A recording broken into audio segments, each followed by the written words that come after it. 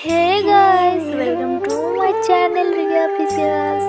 তো দেখো গাইস, আজকে আমরা মেলাতে যাব, তার জন্য আমি রেডি হয়ে গেছি। তো দেখো, এখন আমরা টোটো ধরবো। ফাইনালি আমরা টোটোতে উঠে পড়েছি।